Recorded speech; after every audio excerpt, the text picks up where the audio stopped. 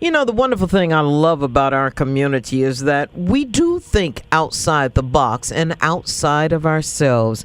And we've got an organization here in our area, well, several organizations to tell the truth, that look at housing for those who don't have a roof over their heads. You know, right now, people love Pharrell Williams songs about happy, shout out and clap if you feel like a room without a roof. Well, it would be nice to have a roof over your head if you don't have one. And that's what's been going on. And recently, through the United Way of Central Carolinas and several agencies, there was an update on how are we doing in providing a roof. Well, joining us to talk a little bit more about this, Pam Jefsen is the Executive Director of Supportive Housing Communities. And Pam, I appreciate you taking the time to talk with us because we are a caring community. We actually do try to figure out a way to help those who don't have a roof over their heads, don't we? You know, we do, and one of the things that I'm so excited about right now is that we have nationally been learning so much about what the effective ways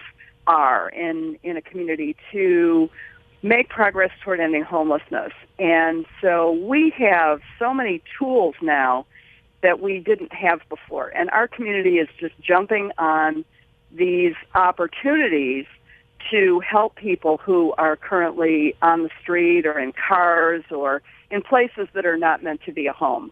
So how do we go about it, Pam? Because there are different ways you can approach this. And here in Charlotte, there have got to be methodologies that work better for us than maybe works in another community. Talk with me a little bit about that. Well, there are a lot of commonalities. Certainly every community has its personality, and especially there are a lot of differences between ending homelessness in urban areas and rural areas. Yeah. But there are a lot of commonalities, and there's so much that we have to learn from each other. So one of the big things that we have been working on is a lot more intense collaboration between agencies that are helping people who are homeless. Mm-hmm. We've been sharing a lot of information and really working deeply to solve our problems and to remove the barriers for people getting housing.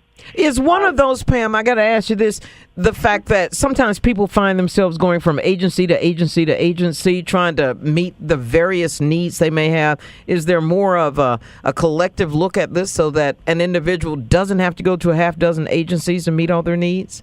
Thank you. That's exactly where I wanted to go next. Oh, good. One of the big things that we are doing here is we've created a system. It's called coordinated assessment. And for those of your listeners who aren't actually working in this field, what that means is exactly what you're talking about, that we have created a system where someone who needs services can go to one place and access any of the services that exist in our community.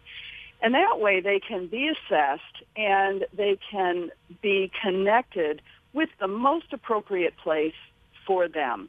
And so they're not shopping around, running around. You know, some people don't have transportation. Yeah. And so they're trying to go from one place to another. And it's just been, frankly, it's been very, very difficult for people who needed to be served. You know, years ago when I first started in this business and there was a need, there would be folks during the holidays and every church wanted to help families that needed meals or needed coats or whatever. And we ended up with a consolidated effort so that a few individuals wouldn't go around and get everything and other folks be left out. So that's how we came up with emergency response in the location over there near where the Salvation Army is right now, and Sure. the Carolyn Center, the center that's named after Carolyn. So, and I always thought that was wonderful. They figured it out. It was like, there's a way to do this without people going everywhere trying to find something for their kids for Christmas from this agency or this church or that church. And now we see the same thing with putting a roof over people's heads, because our homeless numbers, are we seeing more? And in particular, do we see more with families? The good news this year is that our numbers are dropping.